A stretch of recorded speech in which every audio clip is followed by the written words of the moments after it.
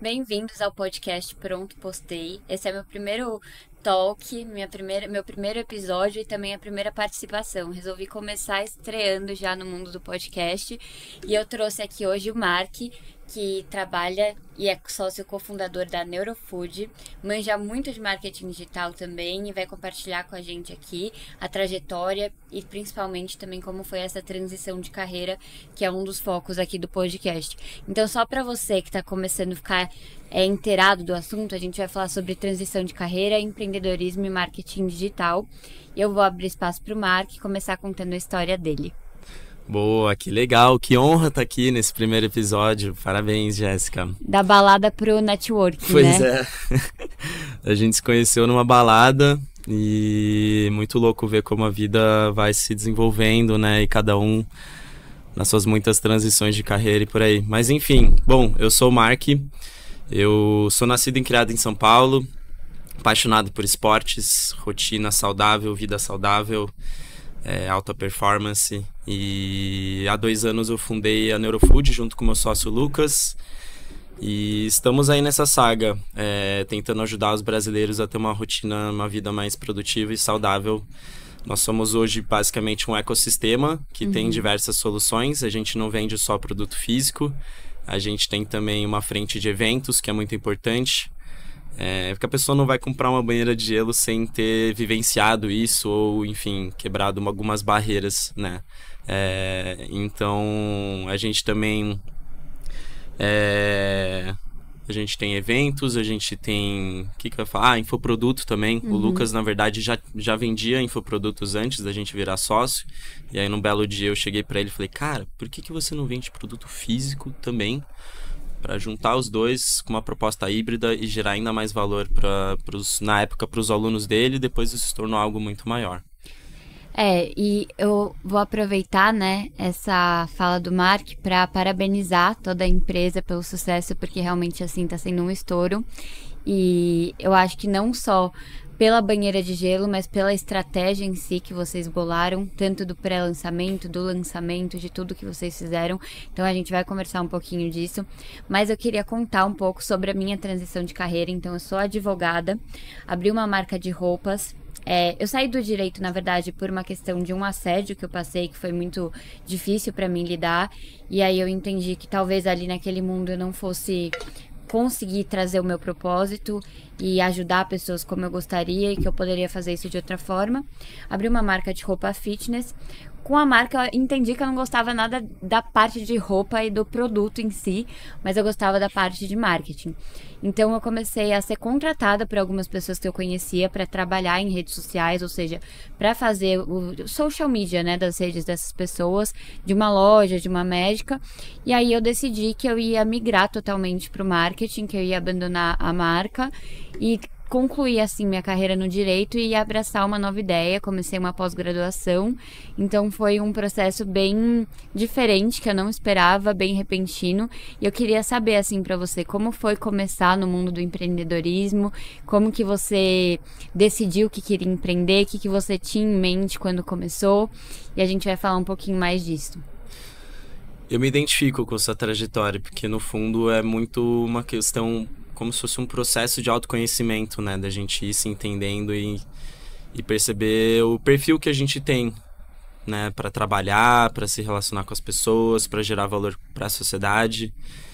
Então, eu confesso que desde pequeno eu sempre tive o ímpeto de empreender. Isso sempre foi um sonho, talvez inspirado pelo contexto familiar. Meu avô foi fundador da fábrica, que pertence à família do meu pai. Mas isso nunca me brilhou nos olhos, tipo, eu vou seguir aqui no negócio da família, sabe? Então... Engraçado você falar isso, desculpa eu te cortar, mas aconteceu a mesma coisa comigo.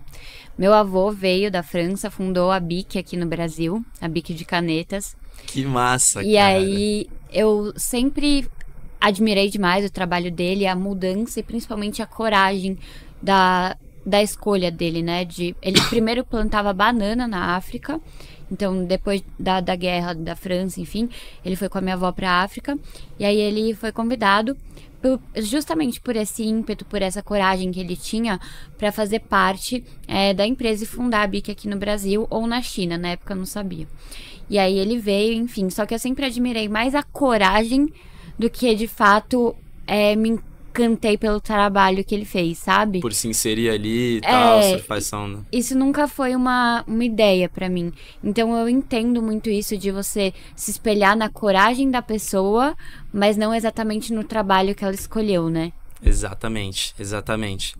Então eu desde pequeno via Shark Tank, ficava fissurado, pensando, cara, o que vai ser, né?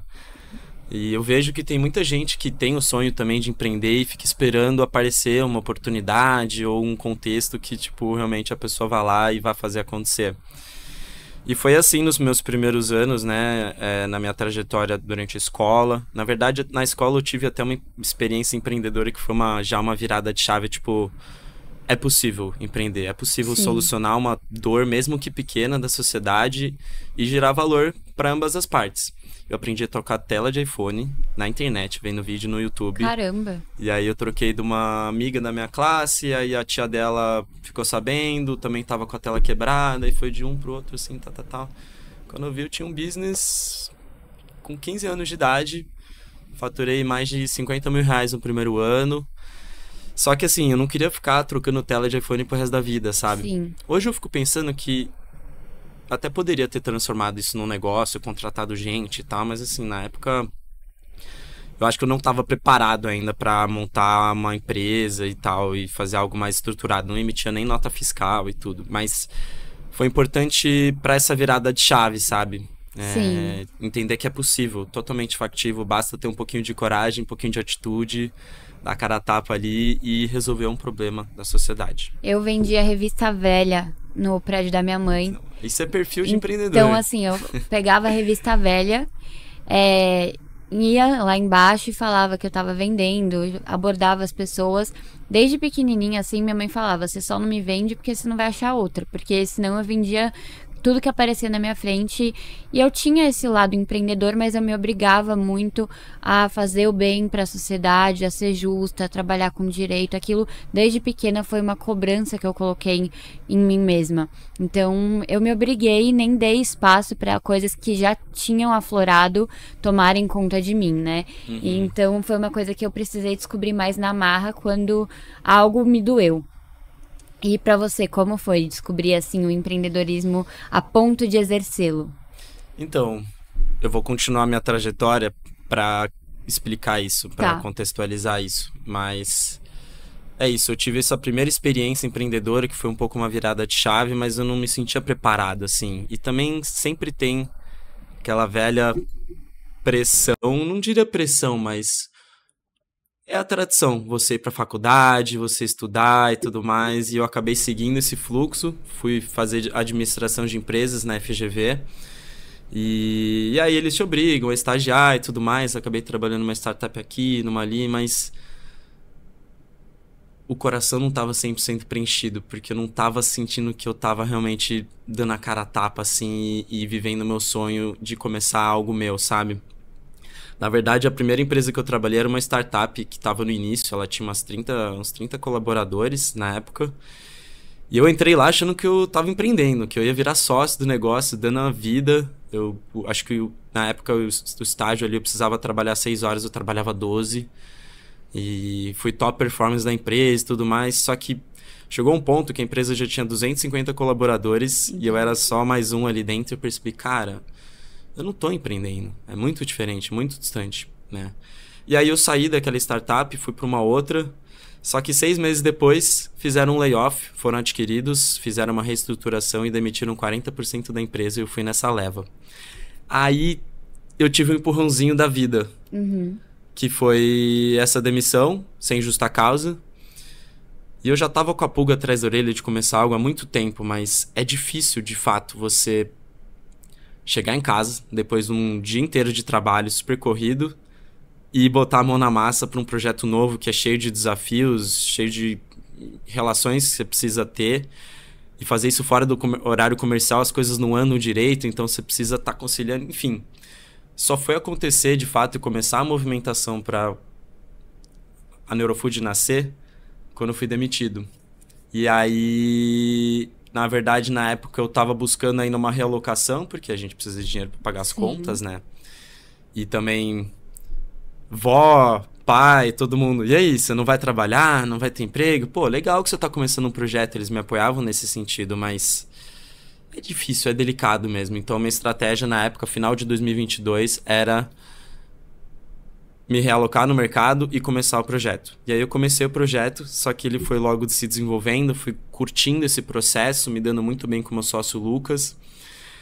E eu percebi, cara, tem muita coisa para fazer. Se eu colocar um trabalho, uma outra agenda que ocupa mais de 8 horas por dia, eu vou atrasar muito esse processo. E graças ao meu contexto familiar, eu fiz algumas mudanças também na minha vida, tive que cortar vários gastos.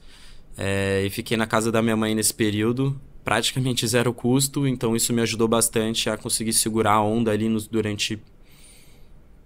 Cara, na verdade eu só fui tirar salário 1 ano e meio depois que a empresa já estava rodando. Mas é isso. Então, realmente é sofrida essa transição, é sofrida, e eu admiro muito os vários empreendedores que começam uma empresa ainda no final da carreira ali, no momento que eles estão no ponto executivo, tal, cuidando de tudo ali, e ainda no paralelo, na jornada paralela, começa algo novo. Eu acho admirável.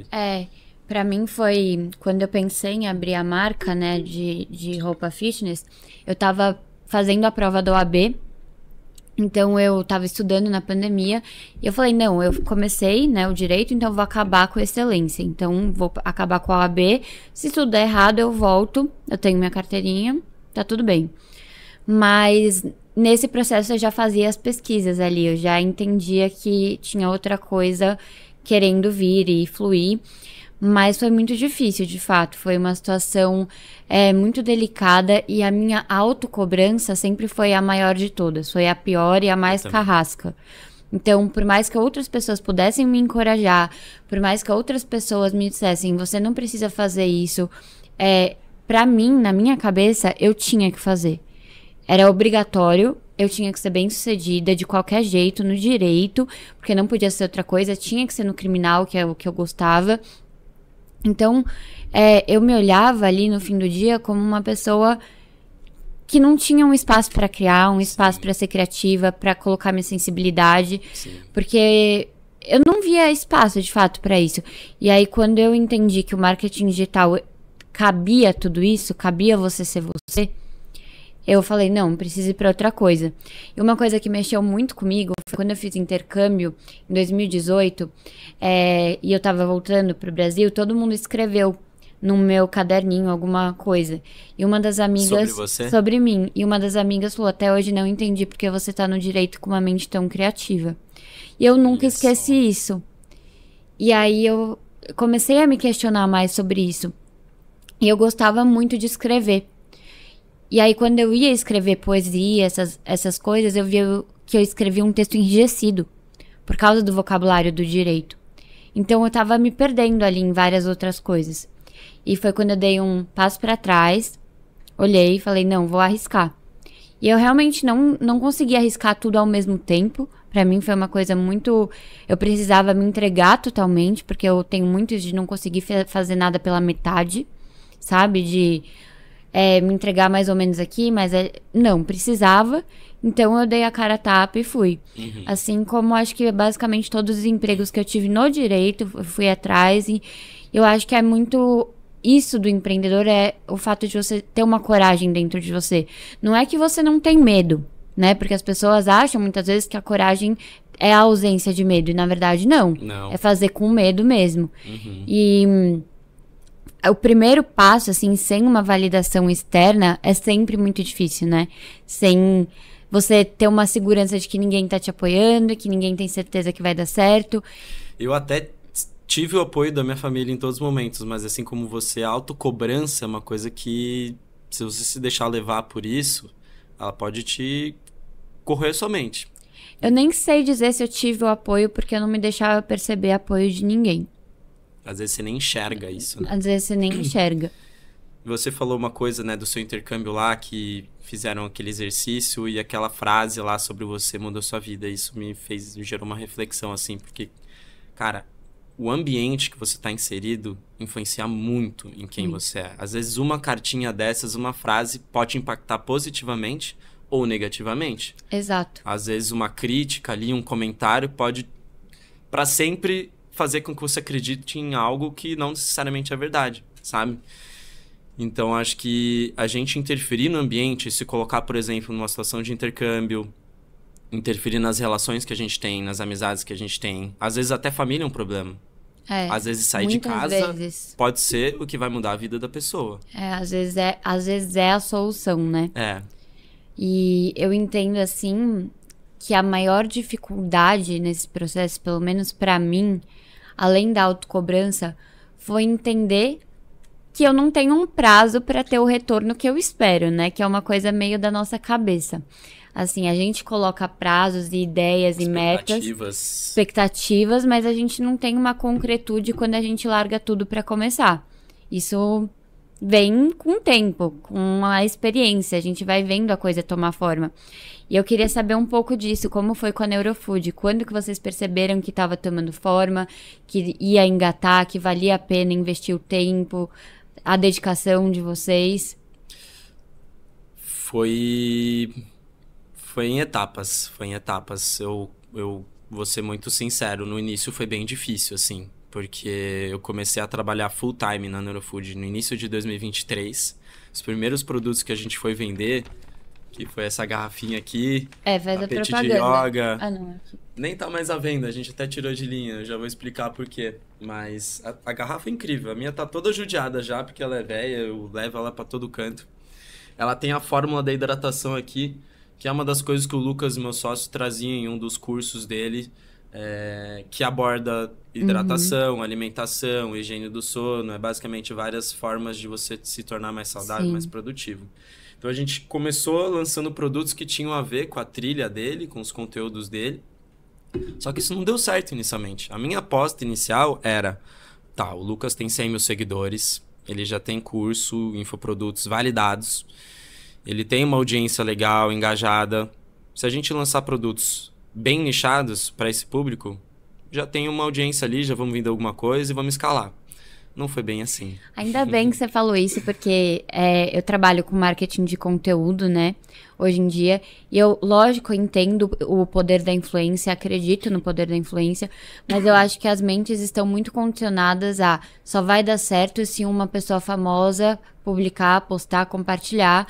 E, na verdade, eu penso o contrário. Um produto bom, ele se vende sozinho com conteúdo bom. Foi o que aconteceu com a gente. Então, eu queria falar um pouco disso com você, até pra dar legitimidade ao que eu falo, né? Porque eu não tenho um produto, mas eu acredito que quando você tem um produto e que é bom, que a ideia é boa, que a forma como você pensou ele, o público dele de fato existe, você consegue criar qualquer conteúdo em cima dele que vá funcionar, que vá ter uma repercussão e vá vender. Perfeito. Eu assino embaixo. Porque assim, como eu falei, a banheira de gelo já estava em desenvolvimento, mas foi um processo que demorou 8 meses, acho. A gente teve que desenvolver fora do Brasil, aqui não foi possível fazer aqui no Brasil. Contextualiza um pouco da banheira. Foi a primeira do Brasil, não foi? Foi. A gente foi pioneira no Brasil. A banheira nesse modelo acessível. Né? O nosso propósito é tornar acessível essa prática que até então você imaginava banheira de gelo, você visualizava o Neymar fazendo lá no Barcelona, ou tipo assim, coisa super elitizada e inacessível, tal. Então, nosso propósito era mudar isso. Só que nesse meio tempo de desenvolver o produto, eu tava ali trabalhando full time, não tinha um emprego, a empresa não faturava nada, e aí a gente começou lançando os produtos lá para a comunidade, e como eu falei, só a influência do Lucas e a comunidade dele não foi suficiente. O que virou a chave pra gente foi quando a banheira de gelo chegou no Brasil, primeiro lote. Na verdade, antes dela chegar, eu trouxe 2 de avião, antecipadamente. Levei lá pro Nordeste. Botei uma galera dentro da banheira de gelo. A gente fez conteúdos com isso. E esses conteúdos foram utilizados tanto para campanha orgânica quanto tráfego pago. E a gente fez uma pré-venda. E na pré-venda eu já tinha vendido metade do estoque.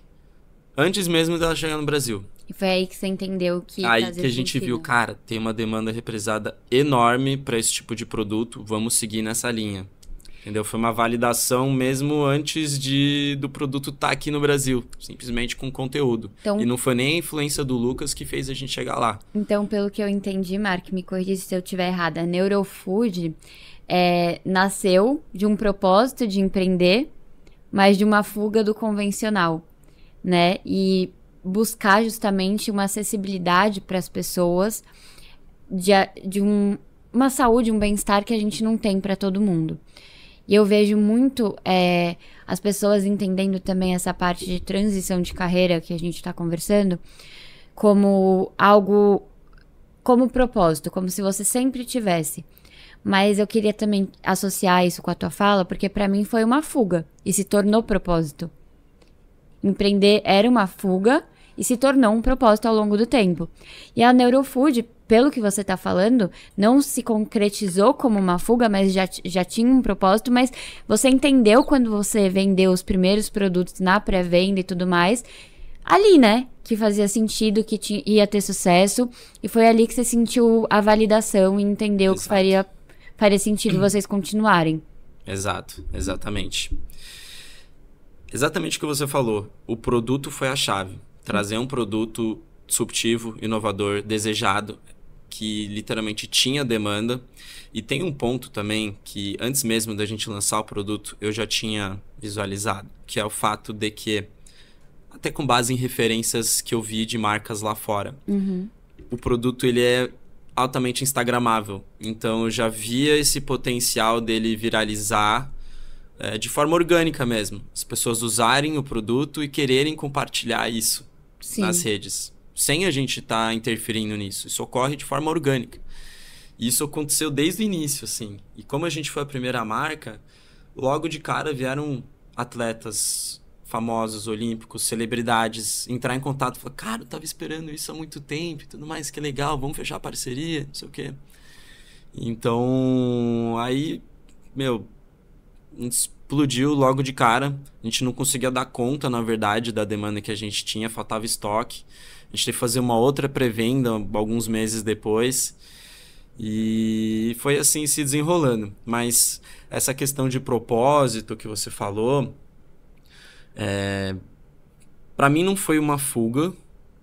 Foi mais um encontro de várias coisas. Tá. A realização de um sonho pessoal, de estar empreendendo. Afinidade com o tema também, rotina saudável, hábitos saudáveis, banheiro de gelo, sauna também. Agora a gente lançou uma sauna também. E eu amo tudo isso, assim, eu vivo isso. Então, para mim, fazer conteúdo desde o início foi um prazer, assim, inserir as pessoas no gelo, para mim é um prazer. Ver essa virada de chave, as pessoas percebendo, nossa, é incrível. E algo que eu acho muito legal, que eu vejo em você e que eu não vejo, eu trabalho com alguns clientes que têm uma dificuldade muito grande de aparecer para a marca deles. Mas eu sempre defendo uma teoria de que, cara, você não vai fazer o melhor para o seu negócio, você não tem coragem de dar a sua cara para o seu negócio, mas você tá lá numa empresa, trabalhando para alguém, entrando em contato com um cliente de outra pessoa, do seu chefe.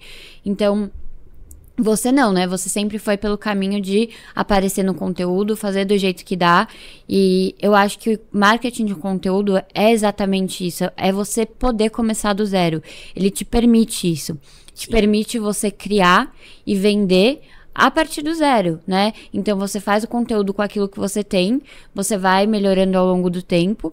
Mas é lógico, se você não tem uma baita equipe no começo, mas tem uma ideia criativa que funciona, se você entende bem seu público-alvo, aquilo vai funcionar. Sim. Então é por isso que eu defendo tanto que o marketing de conteúdo, ele é muito mais potente do que o marketing de influência sozinho. Quando você alinha os dois da melhor forma, é lógico que é perfeito. Mas eu lembro dos seus primeiros conteúdos e lembro de serem impactantes e de fato não estar vinculado geralmente com uma pessoa pública. Hoje em dia, sim, pela proporção da empresa também.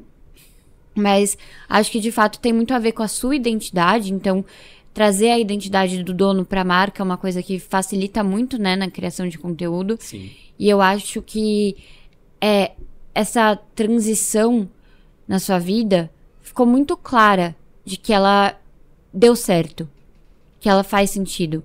Porque o seu conteúdo é bom, o produto que você vende é bom, deu certo, mas não é só o fato de dar certo e vender que faz com que você seja realizado, mas é isso que você falou, de entender que tem todo um propósito por trás, tem um porquê de vender o que você vende, de inserir as pessoas na banheira de gelo, enfim, mas a questão de você fazer um conteúdo tão orgânico, tão verdadeiro e mesmo assim conseguir vender um produto, porque as pessoas não acreditam mais que isso é possível hoje. Elas acham que você tem que mandar para 20 blogueiras e necessariamente é isso que vai vender. É uma estratégia válida, mas de fato, eu acho que o produto é a chave. Não é só marketing de conteúdo, tudo é muito importante. São várias peças, né? Mas para nós, o produto foi a chave, porque assim, o Lucas, ele já era produtor, né, de conteúdos e tal. Ele já tinha experiência e ele me auxiliou nesse processo de criação de conteúdos para os primeiros produtos que a gente lançou. E a gente fez conteúdos super criativos, com base em referências legais e tudo mais. Mas já tinha várias outras marcas consolidadas no mercado, né? Não tinha um grande diferencial e a gente tem menos possibilidades de ser criativo com um produto que é mais do mesmo. Com a banheira, o leque era muito mais amplo, as pessoas desperta o interesse da pessoa. Então, acho que escolher o produto certo, seja ele físico, digital, seja um serviço, tal, ele ter um diferencial, alguma coisa que chama atenção é muito importante. E aí eu queria citar também que você falou que nossa estratégia de marketing de conteúdo, desde o início, parece ter sido um sucesso e tudo mais, e que eu me expus, mas, cara, na pessoa física, até hoje eu acho difícil me expor, assim. Meu Instagram pessoal mesmo é pequeno, assim, tem algumas publicações relacionadas à empresa, mas eu não trabalho ele para crescer a conta e tudo mais. Para mim, existe uma diferença muito grande em estar fazendo algo para mim, por mim, versus estar fazendo pela empresa. Exatamente. Eu não meço esforços e não tenho vergonha de dar as caras ali e fazer conteúdo se for pelo propósito da empresa, com o propósito de ajudar as pessoas. Eu me fixo a isso, assim. Tô fazendo isso por um propósito, que é ajudar as pessoas, que julguem se tiver ruim, se tiver bom, se achar legal, chato, entendeu? É isso que eu vendo, assim, a minha ideia principal é que você tem que fazer o que... Você quer que sua empresa dê certo? Então por que você vai se limitar a não criar a quantidade de conteúdo que precisa aparecer? Gente, isso é muito real. Se você quer que algo dê certo, você não pode ficar criando barreiras que não existem. Então, se você quer que sua empresa dê certo e você não tem como contratar outra pessoa para ser a cara da sua empresa, vai lá e cria conteúdo. Porque criticar sempre vão. Começo, meio e fim sempre vão criticar, mas depois pedem a receita do sucesso, né? Depois perguntam como que você fez. Exato. Então... E tem tantos formatos de conteúdo também, né? Que às vezes você nem precisa expor tanto a cara. Não. A SMR... Cara, tem você várias não precisa falar em todos, né? Você não precisa aparecer em todos. Mas é legal, sim, você se expor, você mostrar a sua imagem, mostrar o que você criou, sim, criar um vínculo. Não é necessário. Absolutamente necessário, né? Porque eu sei que tem pessoas que são tímidas, não sei o que e tal, ou se preocupam com a exposição nas redes e tudo mais. Tem formas de contornar isso, assim. Com certeza, mas eu acho que quando você quer criar uma coisa, você tem que se expor ao risco dela, né? Acho que não vale a pena você se esconder atrás das cortinas depois que você escreveu a peça inteira, sabe? Não vale a pena. Eu acho que, fez, agora vai com tudo. Porque às vezes a gente tem essa timidez toda, e como eu falei, é meu primeiro podcast, eu também tô nervosa, e não é um jeito de passar por cima do que as pessoas sentem, nem invalidar. Mas a gente tem que fazer com medo mesmo. Porque senão a gente não vai viver, a gente não vai fazer as coisas que a gente deseja, a gente não vai ajudar quem a gente quer ajudar e quem a gente pode ajudar. Porque eu acredito, uma coisa que mudou muito a minha visão ao longo do tempo, é que não existe uma profissão que ajude mais do que outras. A gente ajuda diferente. Porque existem demandas diferentes. Então, cada um consegue acrescentar na vida do outro de uma forma. Então, não se sinta inferior ao criar conteúdo para sua marca, para o seu produto, para o seu serviço. Faz ali o que você tem que fazer. Ajuda quem você tem que ajudar. Acho que isso que você falou de fixar na mensagem, né, no propósito, é o principal para você conseguir criar conteúdo de uma forma boa e estratégica. Sim. E acho que também uma coisa que me ajudou muito foi pensar, tipo, o Instagram pra mim no início, e até hoje, assim, a minha conta pessoal é um álbum da minha vida pessoal. Não é uma ferramenta, não era uma ferramenta de trabalho. A partir do momento que você vira a chave, cara, isso aqui é meu trabalho. Com isso aqui eu tenho um propósito de gerar valor para as pessoas, de impactar. É muito diferente, assim, a abordagem, sabe? Porque muitas vezes as pessoas se preocupam, o que vão pensar, vão me julgar, não sei o quê e tudo mais. Quando você vira a chave, cara, isso aqui é meu trabalho, uma ferramenta de trabalho, de geração de valor, de propósito, um meio, eu acho que muda o jogo. Sim. E qual foi o conteúdo que te gerou mais retorno? Assim, você lembra de algum? Cara, os conteúdos que a gente fez no Nordeste em meados de setembro e usou para a campanha de lançamento da banheira em outubro foram os mais marcantes, assim.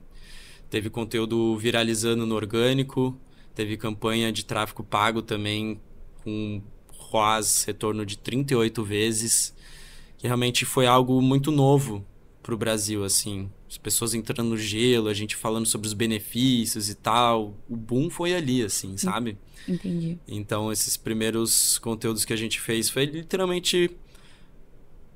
Foi uma combinação de conteúdos, na verdade. Mas falando sobre os benefícios, explicando questões relacionadas à imersão no gelo e tudo mais. Foi por ali mesmo. E você se arrepende de algum que você criou?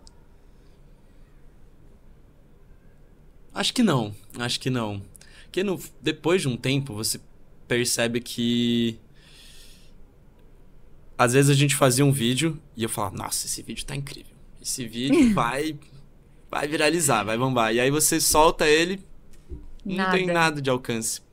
E aí você percebe que você precisa ter basicamente uma máquina de conteúdo, seja você ou seja uma equipe que tem editor de vídeo e tudo mais, você precisa estar constantemente fazendo testes e não se apegar muito a um conteúdo em específico, né?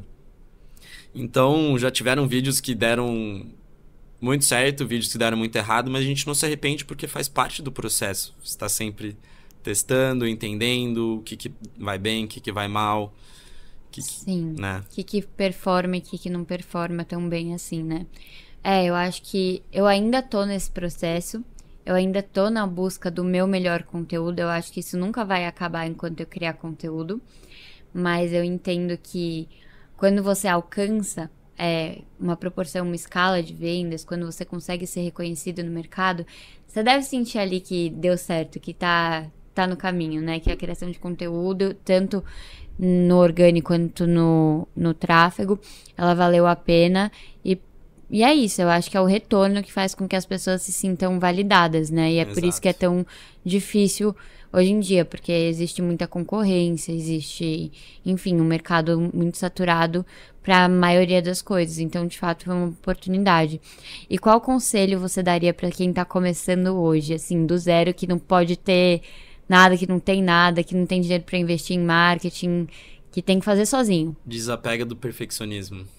Desapega do perfeccionismo e começa a testar, sem medo de julgamentos e tudo mais. Acho que isso também é de entender, cara, se eu tomar a decisão de querer começar algo, empreender, produzir conteúdo, meu Instagram não é mais um retrato da minha vida pessoal como era, assim, um álbum da minha vida, assim. Virou uma ferramenta de trabalho. Então, tem que dar cara a tapa mesmo, se arriscar, sem medo de julgamento. E acho que isso do perfeccionismo, eu vejo muita gente travada. E no fim das contas é o que eu falei, às vezes a gente tem vídeo que performa que foi gravado por mim ali, no escuro, a imagem horrorosa e tudo mais. E... Conta de um aí que você julga a imagem horrorosa e tudo mais pra gente ver depois e cara, saber. teve um vídeo que a gente fez, que eu fiz ali no Ceará, que era pra mostrar a sauna. E aí era de noite já, tava escuro, não tinha microfone, não tinha nada, tinha só o meu celular, assim. E aí eu filmei ainda de todas as formas, com a câmera frontal, com a câmera de trás mesmo e tudo mais. Gravei de todas as formas. Quando eu subi aqueles arquivos lá na pasta, eu pensei, nossa, gente, o que vai dar isso aqui? Mandei lá pro editor de vídeo. Cara, foi o nosso vídeo que teve o maior alcance de todos, assim, sabe? E foi super no improviso, gravando de forma super caseira, assim, sabe? Aquilo pra mim me abriu... Foi uma virada de chave, assim, eu perceber. E quando você vai pro TikTok, você, né, percebe que é ainda mais assim, sabe? Sim, exatamente. O Instagram ainda tem uma questão mais estética e tal, e tudo mais. No TikTok, as pessoas querem ainda mais esse lado real das coisas, assim, sabe? Então... E o Instagram se divide, né, entre feed e stories também. Porque o feed é você convidando alguém pra entrar na sua casa e os stories é convidando pra sentar já, né? Então é já dando uma intimidade. Mas eu acho legal o que você falou de dar a cara a tapa e tudo mais, porque o que a gente tá fazendo hoje aqui é exatamente isso. Pra quem não sabe, eu conheci o Mark numa balada em 2016. Aí a gente manteve contato, virou amigos. E aí eu vi o processo dele, ele acompanhou o meu e eu falei, bom, vou deixar a vergonha de lado, perguntar se ele topa participar do meu primeiro episódio, do meu primeiro podcast. E é isso. Eu tô morrendo de vergonha aqui por dentro, mas tô fazendo, entendeu? Eu acho que é isso, que a gente tem que se expor aos riscos e aos medos, né? É isso que faz a gente crescer na vida. Ou não, ou faz a gente aprender, e tudo bem também. Mas aprender é o que faz a gente crescer, né? É isso, então, é a metodologia. Isso foi um dos pilares centrais, assim, dessa minha jornada empreendedora. Eu pensar, se tudo der errado, se a gente parar de vender banha de gelo, a empresa quebrar por algum motivo e tudo mais, cara, o que eu aprendi em toda essa jornada é algo que nunca... que vai ter seu valor eterno, assim, sabe? E eu vou poder usar isso de outras formas e eu não vou me arrepender de ter me arriscado, de ter tentado, de ter vivido, de ter aprendido tudo, sabe? Hoje, inclusive, se da noite pro dia não tiver mais Neurofood, eu vou estar animado pra começar vários outros negócios, entendeu? Ou com seja, tudo que eu aprendi. A pessoa que foi demitida poderia ficar feliz que talvez a melhor oportunidade dela esteja aí, né? Eu vou ser sincero, no dia seguinte eu já tava tipo assim, caraca, o que eu vou fazer agora? O que eu vou fazer agora? Eu sempre tive um pouco essa mentalidade, assim, de tipo, não vou ficar aqui me lamentando, tentando entender o motivo, por que fui demitido, tal. Tudo bem que no meu caso ali foi um contexto estrutural ali, macroeconômico da empresa, não é que tive um motivo para ser demitido, mas eu acho que muita gente acaba levando para esse lado e aí tira semanas e aí vai perdendo a questão da rotina e tal. Sim. Eu literalmente no dia seguinte comecei a me movimentar. Já comecei a fazer uma consultoria pro meu primo lá, que tinha uma marca com 2 influenciadoras grandes. E eu queria entender já, como é que é isso? Trabalho de uma marca com duas influenciadoras grandes e tudo mais. E aí, 2 semanas depois, eu abordei o Lucas. Na cara de pau, Na cara de pau também. O Lucas, ele fez a mesma faculdade que eu. Só que por ser 2 anos mais velho, a gente nunca tinha trocado ideia pessoalmente.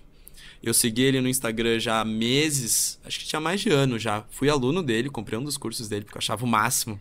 Nossa. Ele falando de neurociência aplicada à rotina e tal. E aí, por ter sido aluno dele, ele tinha grupo no WhatsApp com as turmas. E aí eu tinha acesso a ele na época ainda. Mandei mensagem na cara de pau. E aí, tal, sou seu aluno. Acho muito legal, admiro muito seu trabalho. E pensei, tô com uma ideia aqui, uma oportunidade que pode ser interessante pra você. E aí ele foi super receptivo. E deu no que deu. Eu lembro que uma vez eu tava... no direito isso ainda, mas eu tava trabalhando num escritório que eu tava odiando. Mas eu tinha que ir ao fórum fazer algumas coisas e eu queria trabalhar na defensoria. Então eu levei um currículo, olhei pro defensor e falei assim, na segunda eu venho. Eu vou trabalhar aqui de graça pra você, mas eu quero trabalhar aqui. O cara me ligou e me contratou. Eu acho que tudo que eu consegui de verdade na minha vida foi graças à minha cara de pau. É lógico que, como você falou, tem um contexto familiar que me ajudou muito, um contexto social também, né, que, me ajudou demais, mas eu acredito que se eu não tivesse tido a cara de pau, eu não teria vivido nada do que eu vivi. Perfeito, perfeito. Eu acho que também algo muito importante nessa transição, ou quando você quer se inserir num contexto novo, é você ter humildade de dar uns passos atrás. Eu ganhava 15 mil reais e tal, preciso procurar e começar já ganhando isso. Cara,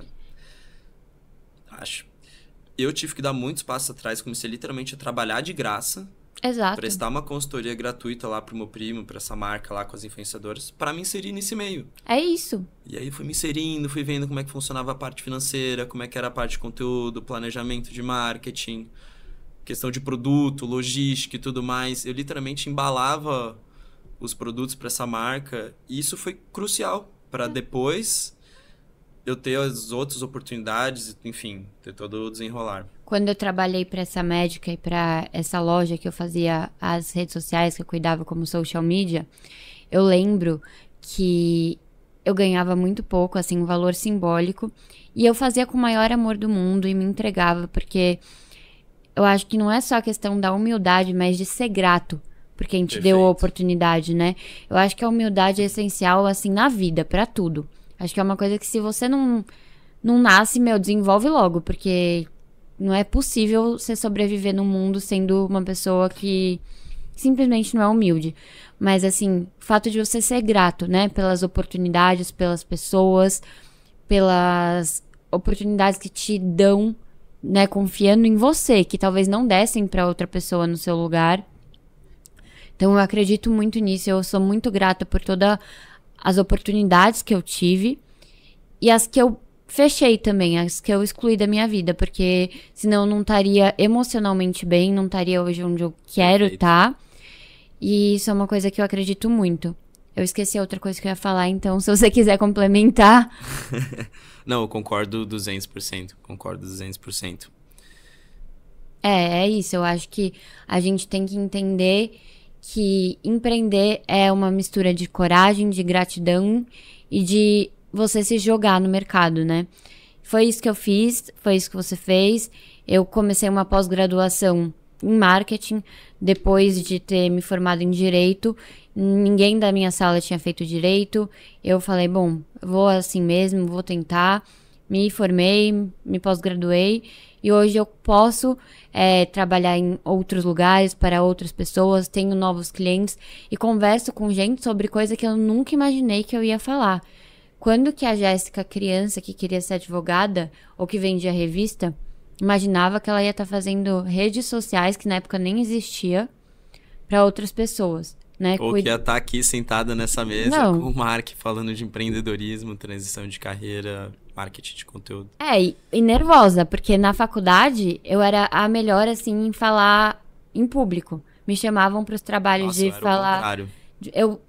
me chama pra prova oral, mas não me chama pra prova escrita. Eu sempre fui assim. E hoje eu tô nervosa, tá vendo? Também o contrário acontece. Porque você tá fora da zona de conforto. É. Tá numa fase de transição também, se inserindo no contexto novo, começando um projeto novo. Mas muito animada de estar aqui e de estar vivendo isso. E é isso. Você tem mais alguma coisa pra falar? Que você queria deixar uma mensagem, um conselho? Eu ia puxar algum gancho de uma coisa que você então tinha puxa. falado. Eu tô tentando lembrar.